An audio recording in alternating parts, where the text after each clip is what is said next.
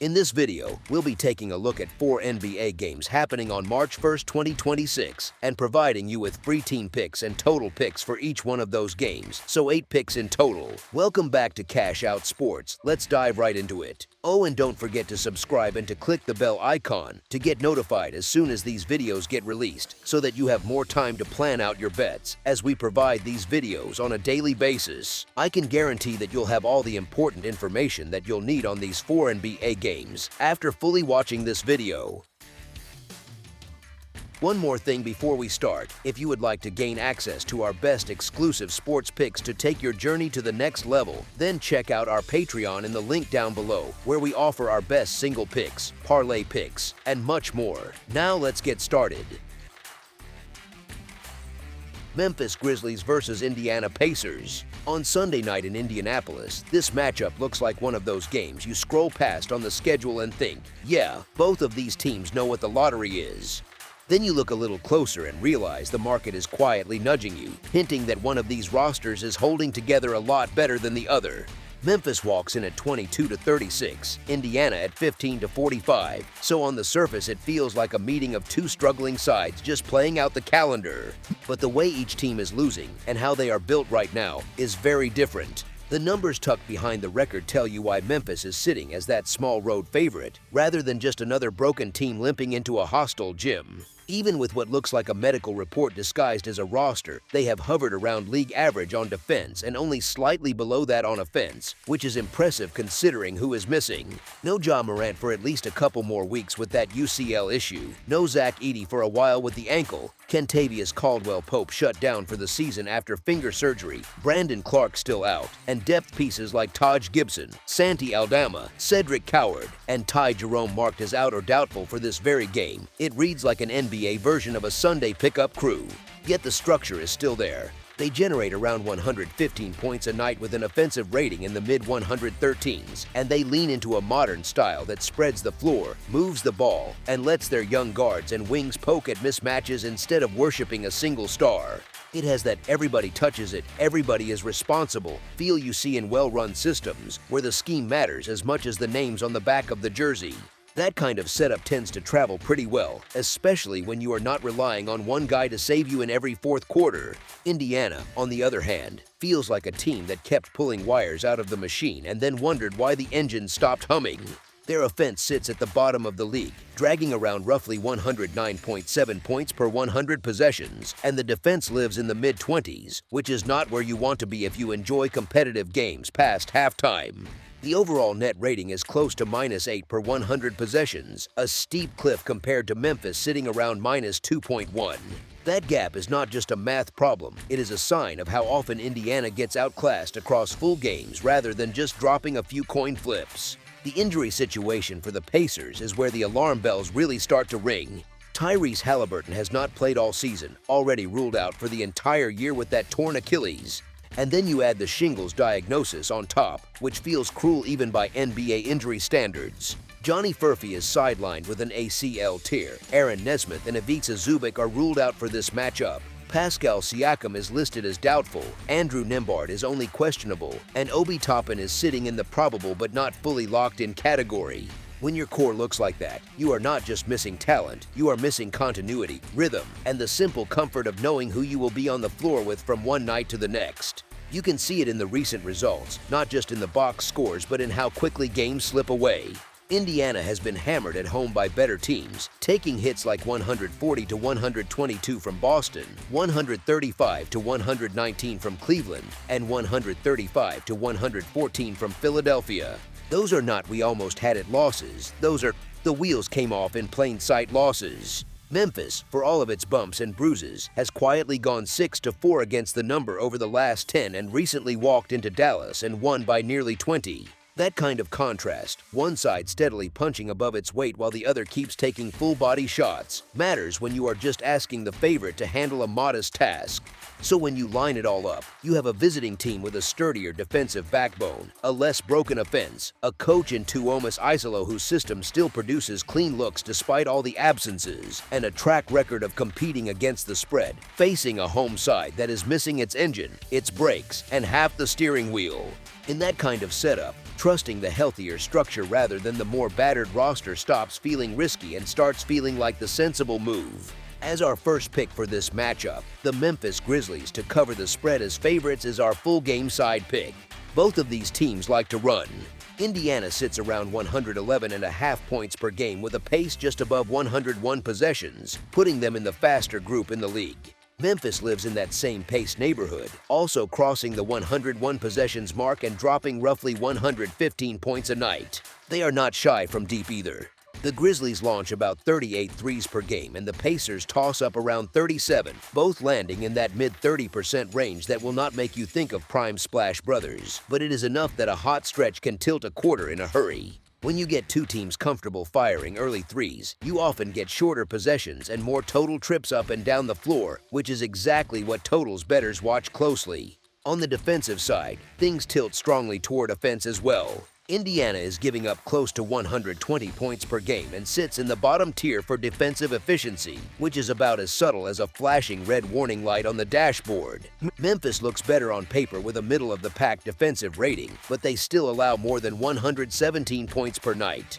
So you have one team that struggles to get stops at all and another that bends more often than it would like, and both are facing opponents who will happily keep the tempo up rather than grind possessions down. The injuries only pour more fuel on that scoring fire. The Pacers are missing their main rim presence in Ivica Zubac and important wings like Aaron Nesmith and Johnny Furphy, so their margin for error on the back line shrinks fast when drivers get into the paint or shooters get loose on the perimeter. Memphis is without Zach Edey and Brandon Clark, which pushes them towards smaller, more switch-heavy groups that can move and space but do not always wall off the lane. Those kinds of lineups can look great on offense and a little too adventurous on defense, and that is usually music to the ears of anyone holding an over ticket. You can already see the pattern in how Indiana's recent home games have turned into scoreboard explosions. They have allowed 135, 135, and 140 points in their last stretch of home losses, which hints at a team that does not have many answers once opponents find a rhythm. Against a Memphis group that likes to push off misses, spray the ball to shooters, and let multiple guards initiate, that same vulnerability can show up again. It ends up feeling a bit like a long pickup run where everyone is more interested in seeing the ball go through the net than in locking down in a stance for 48 minutes. And with both teams sitting outside the real playoff conversation, there is even more freedom for coaches to experiment, let young players stretch their offensive games, and live with the kind of defensive mistakes that keep the clock moving and the total climbing. You get more pace, more threes, more transition chances, and usually more points than a normal, tight, playoff-style grind. As our second pick for this matchup, over the projected total is our full game total pick. Portland Trailblazers versus Atlanta Hawks. This matchup has that classic spot where everything tilts toward one side before the ball even goes up. Schedule, fatigue, and how each group actually plays all quietly lean in the same direction, even if the scoreboard still shows 0-0 at tip-off. Atlanta is sleeping in its own beds, feeling good after a string of comfortable wins at home, while Portland just had to grind through a road loss and then hop on a plane. That back-to-back life sounds romantic in theory, but in reality it is cold hotel rooms, stiff legs, and a lot of, we will get through this offense. Atlanta is not that old version built around one tiny star pulling up from the logo every trip. That chapter is closed. He is in a different jersey now, and this group has turned into more of a committee where several players can start the action, finish the play, or both. Jalen Johnson has become the sort of wing who grabs the rebound and immediately turns into a playmaker, and Jonathan Kuminga brings that straight-line power that scares help defenders before he even gathers the ball. Even with Johnson and Nickeil Alexander-Walker hovering on the injury sheet as maybes, the structure holds. If they are limited or even set, the plan just leans harder on CJ McCollum, Buddy Hield, and a few other shooters and secondary creators who are perfectly happy to let the ball ping around until it finds them in rhythm.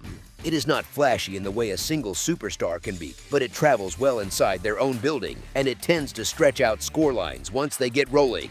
Portland on the other side feels a bit like a band that showed up to the gig missing its lead singer and main guitarist. Shaedon Sharpe is sidelined for weeks, Deni Avdija's back has already taken him out of the mix, and Damian Lillard is more of a mascot name on the sheet than an actual option right now because of his long-term issue.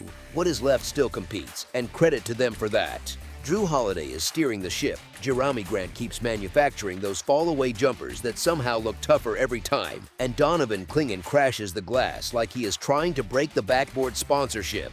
The problem is that when your shooting comes and goes, and your best downhill scorers are stuck in street clothes, stretches of offense can feel like trying to drive uphill in second gear.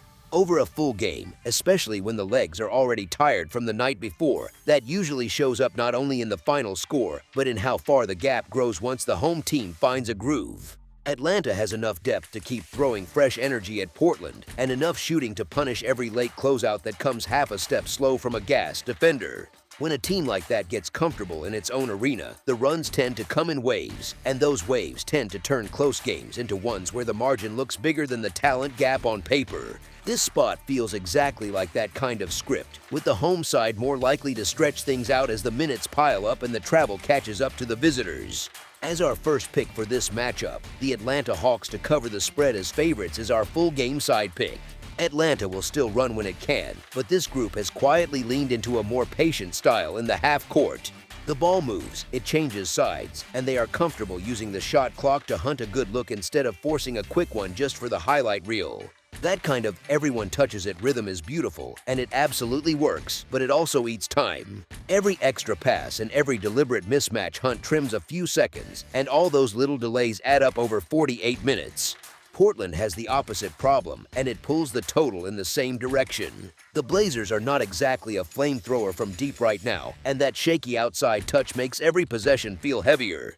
They rely a lot on Drew Holiday's craft to get them into sets, Jerami Grant's mid-range comfort zone, and Donovan Clingan's second chance work around the rim. Those are all valid paths to points, they just are not quick ones. You see a lot of plays where the first action does not quite create separation, so they reset or grind through another screen, and suddenly there are only a few seconds left to make something happen. On fresh legs that still drags the pace down a bit, and on the second night of a road back-to-back, it can turn into longer dry spells where the ball just refuses to drop. Fatigue rarely lowers defensive effort for all 5 players at the same time, but it very often shaves a little touch off jump shots and free throws. Long threes hit the front of the rim, drives finish with softer attempts instead of aggressive takes, and coaches lean a little more on half-court sets because everyone is feeling the miles from the travel. Put that together with Atlanta's willingness to run offense through extra passes and Portland's tendency to rely on slower scoring methods, and the game starts to look more like a steady, methodical climb on the scoreboard instead of a full sprint. So while the name value and stylistic reputation of both teams might make this feel like a fireworks show, the actual ingredients on the floor, the injuries, and the schedule spot all nudge the total in the other direction, closer to a quieter number than the surface suggests. As our second pick for this matchup, under the projected total is our full game total pick. Detroit Pistons versus Orlando Magic. Detroit walks into this matchup looking like a polished, grown-up version of itself, the kind of team that knows who it is and plays like it on most nights. The record tells part of the story, sitting at 44-14 with a firm grip on the top of the conference, but the way they got there matters just as much. They have gone on the road into places like Madison Square Garden, handled a rising Oklahoma City group, and survived an overtime slugfest with Cleveland, and none of that feels like a fluke anymore. The numbers under the hood match the eye test, a high-level offense paired with one of the stingiest defenses around, all wrapped in a tempo that sits right around league average, so games rarely feel chaotic but often feel under control. It is not flashy so much as it is grown man basketball, lots of possessions where they simply make the right play and dare you to keep up for 48 minutes. Orlando, on the other side, lives in that slightly awkward middle ground, good enough to scare anybody for a quarter or two, but not always steady enough to dictate how a full game flows. Their offense hovers near the middle of the pack, their defense is a touch better than that, and the net effect is a team that floats around even in overall efficiency, fighting but not always finishing. They play at a similar pace to Detroit, so there is no easy edge there, and you can feel how many of their games come down to a few late possessions where talent and composure have to carry them. Against the spread, that difference in reliability shows up. Detroit has been the friendlier companion to bettors, covering more often despite usually being the team laying points, while Orlando has been much more hit or miss. The market still treats this like a road test for the favorite, a decent margin to clear away from home. Yet this is the same Detroit team that just hung a 53-point beating on Brooklyn and regularly turns solid nights into blowouts when things start to snowball. Orlando's recent path has not exactly helped them either. They have been grinding through a demanding stretch, including a tiring trip out west and the kind of gut-punch home loss where you blow a huge lead, like that 19-point collapse against Houston that lingers in the mind longer than coaches would like. They are also still figuring things out without Franz Wagner, who is on the roster but sidelined again with that ankle issue, and his absence takes away a big piece of their two-way balance, a wing who can steady possessions when the offense stalls. Paolo Banchero and Desmond Bane are still out there carrying heavy loads, playing big minutes and keeping the Magic competitive against name-brand opponents like the Lakers and Clippers, and that gives them a puncher's chance every night, but the room for error shrinks without Wagner's glue game. Detroit is not perfectly whole either, which is worth saying out loud. Isaiah Stewart is technically on the active list but stuck on the sideline serving that league suspension, so he is not part of this particular equation. The thing is, their entire identity does not hinge on him. The paint is still patrolled by Jalen Duren, who has been tearing through recent matchups, cleaning the glass and finishing plays, while Cade Cunningham runs the show as a high-usage creator who just keeps stacking star-level lines, like that 42-point, 13-assist night against the Knicks or the 25, 10, and 7 outing versus Cleveland. When you put the whole picture together, the steadier efficiency, the better track record against the number, Orlando's thinner creation without Wagner, and Detroit's habit of winning by clear margins rather than squeaking by, it becomes a lot easier to trust the favorite to handle its business than to count on the Magic pulling another late-game trick against one of the most complete groups in the league. As our first pick for this matchup, the Detroit Pistons to cover the spread as favorites is our full-game side pick. If you look at season-long production, Detroit is living in that zone where a top-flight offense tends to land, consistently putting up strong numbers, while Orlando usually sits a little lower but still comfortably into triple digits. Add those two profiles together, and you get an expectation that lives in a fairly high neighborhood on the scoreboard, at least before defenses get their say. The twist is that both defenses are legitimate, especially Detroit's, which has been one of the toughest groups to score on, so the raw math gets pulled back toward a more modest expectation by the time odds makers hang a number. The interesting part is how closely that posted number seems to hug Orlando's recent reality. Over the Magic's last batch of games, the combined scores have hovered right around that region again and again, some nights landing a little below, others creeping above, with a mix of track meets and grinder finishes. You see blowouts like the lopsided win over Sacramento that send totals flying, and then late-game nail-biters like the one-point decision over the Lakers, where free throws and late shot making keep nudging the total higher even without frantic pace. So the recent history almost feels like a stress test for this same kind of number, and the results suggest that games involving Orlando like to flirt with it rather than stay far away. Tempo itself is not extreme for either side. Both groups sit roughly around league average in pace, but the way they use those possessions leans toward points. Detroit's offense is organized and efficient, built around a primary ball handler who knows how to manipulate pick and roll and a big who can finish above the rim, and they have already shown they can drop well over 120 on quality defenses when shots fall to a normal level. Orlando's offensive shape has shifted since bringing Bane into the fold. They still are not a pure three-point flamethrower by percentage, but the attempts are coming more often. They get to the foul line a ton, and Banchero has pretty much settled into a role where living at the stripe late in games is part of the plan. You can point to those big scoring nights, like his 30-plus with double-digit boards against the Lakers or Bane lighting up Houston, as snapshots of how this team leans on its main threats when things tighten. That mix of extra threes, plenty of free throws, and star usage late is classic over fuel, especially in games where the total is not inflated and neither coach is trying to turn the contest into a slog. Season-long over and under records for these teams might not scream points. Detroit has not been an automatic over team, and Orlando has often dragged things toward the under column. But the game logs tell a subtler story.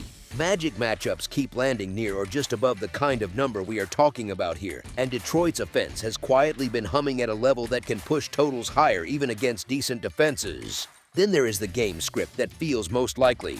Orlando is at home, coming off that frustrating blown lead, and a common response in spots like that is to lean even harder into the offensive end, trying to put a stamp on the next one rather than getting stuck in a cautious shell. Without Wagner's full tool set on the wing, that probably means even more weight on Banchero and Bane to score, create, and keep forcing the issue. On the other side, Detroit's attack is built on getting downhill, drawing contact, and living with the whistle, which tends to stretch fourth quarters, especially if the game is within reach either way. Throw in the always present possibility of a close finish that drags things into an overtime session, and you get a matchup where normal pace plus strong efficiency gives a very real path to a total that nudges past what the market is asking for. As our second pick for this matchup, over the projected total is our full game total pick.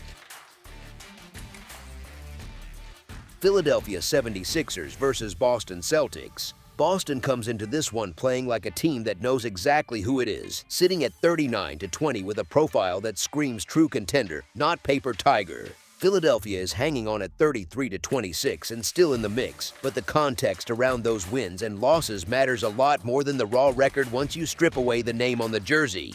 On one side, you have a Celtics group that is comfortable winning ugly, happy to drag games into a slower rhythm, then quietly bury opponents with a steady diet of efficient half-court offense and top-tier defense rather than highlight real chaos. Their pace sits near the bottom of the league, yet they keep landing among the best in offensive rating and near the top 10 on defense, which is a fancy way of saying they know how to squeeze value out of almost every trip up the floor. They crash the glass, they take care of the ball, and they play the math game with threes and free throws while still having enough size inside to keep opponents from bullying them at the rim. Even with their stars still recovering from that Achilles injury, the identity has not wobbled. Jaylen Brown has stepped comfortably into the main character role, and the supporting cast has settled into roles that feel repeatable, not fluky. Neemias Queta gives them a defensive anchor, and the mid-season arrival of Nikola Vucevic added another big body who can score, rebound, and space just enough to keep the lane unclogged. That combination lets Boston switch between bully ball and spacing without really sacrificing toughness. It is the basketball version of having both a pickup truck and a sports car in the same garage. You just choose what the matchup demands. Then you look at the other bench and Philadelphia shows up missing some very heavy hitters. Joel Embiid is sitting out this stretch with that right oblique strain. Paul George is serving a long suspension, and Johnny Broome is sidelined after his meniscus issue, which strips away a huge chunk of size, shot creation, and front court depth all at once. Tyrese Maxey has been playing marathon minutes and carrying a massive offensive load, and he is absolutely capable of nuclear nights, but there is a real difference between having him as one of several stars and asking him to be the engine, the brakes, and the steering all at once against an elite defense. Over a full game, against a locked-in Celtics group that already leans on length and discipline, that is a tough way to live. Stylistically, this is the exact type of opponent that amplifies Boston's strengths. The Celtics are built to wall off drives, stay home on shooters, and force you into late clock decisions, and a short-handed Sixers team has far fewer players who can consistently win those late clock situations. Maxey's speed will have moments, of course, and a hot rookie or role player can catch fire, but Boston's habit of stacking solid possessions tends to grind down teams that are relying more on shot making than on structure. At home, with that crowd roaring every time a defensive stand leads to a quick burst the other way, that steady pressure can feel like playing up a mountain. There is also the simple reality that Boston has already been thriving in this version of their season.